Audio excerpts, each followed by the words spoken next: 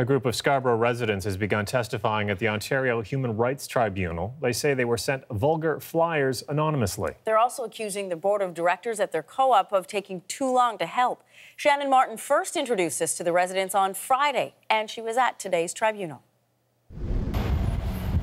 After nearly 3 years of fighting to be heard, Deborah Crew and her partner Bill are finally getting their chance.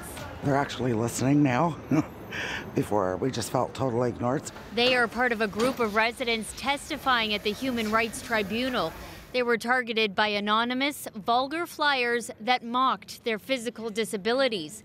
It started in April 2012 when Teresa Savoy's son Zachary was just 7 years old. It's all for him because he has to understand and he has to see that, society is, cruel. But if he stands up for himself, and he sees me standing up for himself and everybody else around standing up for themselves, then he's not going to let anybody push him around.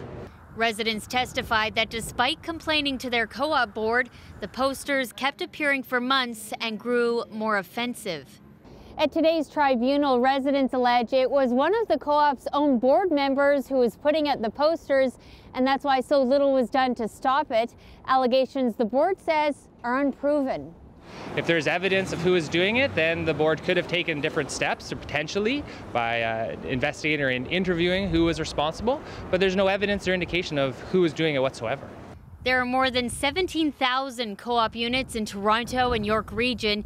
Instead of having landlords, residents elect a volunteer board of directors. There's the possibility of being able to take advantage of your position in a co-op. The lawyer representing the residents says rules should be put in place to better protect people living in co-ops. Guidelines as to investigation that has to happen quickly, investigation into all members, looking into cameras, looking into better security. Guidelines to make sure no one has to go through what they did.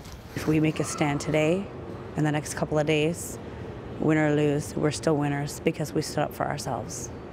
So 2 Toronto police detectives who investigated the complaints are expected to testify tomorrow, and then after that, the co-op board will have a chance to give its side of the story. The hearing is scheduled to take 3 days, but it already looks like it may have to be extended. There's a lot of material to go through. And Shannon, you were saying that some of those tenants had to read out some of those flyers today. Awful for them. Very emotional, for Thanks. sure.